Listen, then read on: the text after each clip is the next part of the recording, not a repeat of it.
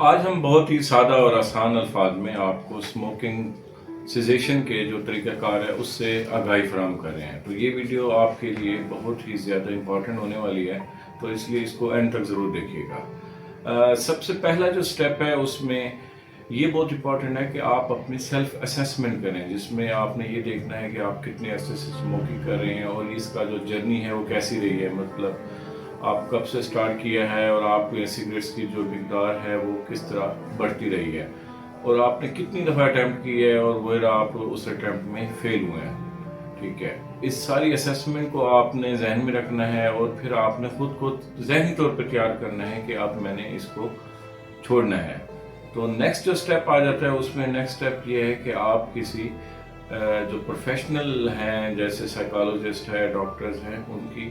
ان سے ملاقات کریں اور ایک پلان تیار کریں جس میں ڈاکٹر یا سائیکالوجسٹ آپ کو یہ بتائے گی کہ ہم ایک خاص ڈیٹ فکس کر لیتے ہیں جو آپ کی کوئی ڈیٹ ہوگی.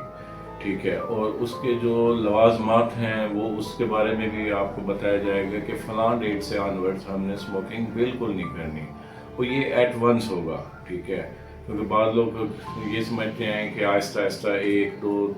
کم کرتے کرتے شاید وہ چھوڑنے کے قابل ہو جاتے ہیں، لیکن وہ طریقہ بہت کوئی پریکٹیکل اور سکسیسفل نہیں ہے. اس میں سب سے پہلا سٹیپ ہم نے ڈیٹ فکس کر دی، کوئی ڈیٹ آپ کی فکس ہوگی.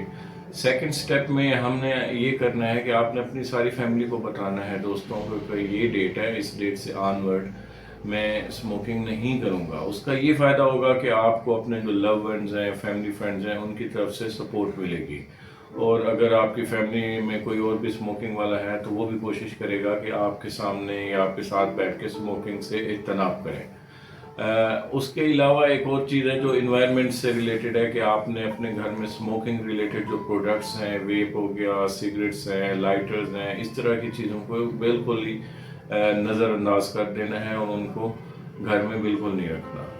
ٹھیک ہے، اب نیکسٹ سٹیپ آ جاتا ہے میڈیکیشن سے ریلیٹڈ، کیونکہ یہ دیکھا گیا ہے کہ جب آپ اسموکنگ ختم کرتے ہیں تو آپ کو موڈ کے پرابلم بھی آنا شروع ہو جاتے ہیں، آپ کا مزاج چڑچڑا ہو جاتا ہے، کئی لوگوں کے پیٹ میں درد آنا شروع ہو جاتا ہے، نیند ڈسٹرب ہو جاتی ہے،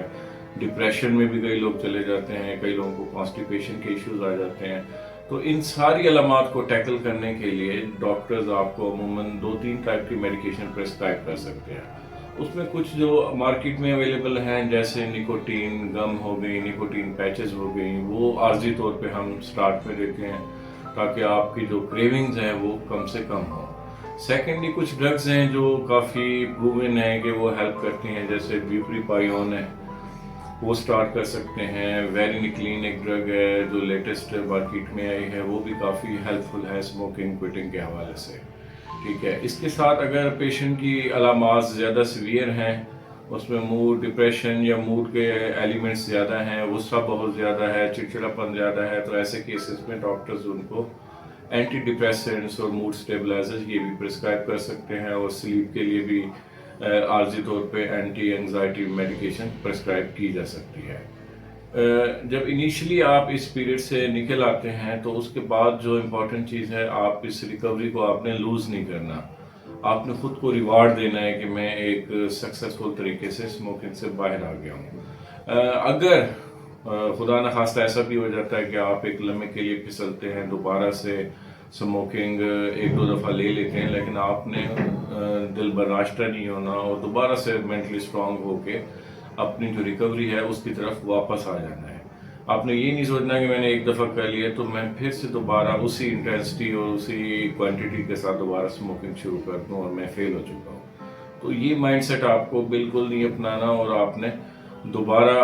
اپنی ریکوری کو کنٹینیو رکھنا ہے اور دوبارہ سے جو آپ کے کیئر گیورز ہیں ان سے دوبارہ اپنا کنیکشن استوار کر لینا ہے. تو جو امپورٹنٹ تھنگ ہے کہ آپ نے لانگ ٹرم بیسس پہ اس کو کنٹینیو رکھنا ہے. ٹھیک ہے، ایسی انوائرمنٹ جہاں آپ کو پتہ لگے کہ یہاں میں سلپ ہو سکتا ہوں یا دوبارہ سے اسموکنگ نہ سٹارٹ کر دوں، ایسی سچویشن سے آپ نے اوائڈ کرنا ہے. جو بھی اسٹریسفل کنڈیشن ہو سکتی ہے اس سے بھی آپ نے اوائڈ کرنا ہے، اور جو آپ کے مینٹل ہیلتھ پروفیشنلز ہیں ان سے بھی آپ نے کنیکشن بنا کے رکھنا ہے تاکہ آپ کی جو ریلیپس ریٹ ہے وہ کم سے کم ہو اور آپ کی جو ریکوری ہے وہ long term who. Thank you and good luck.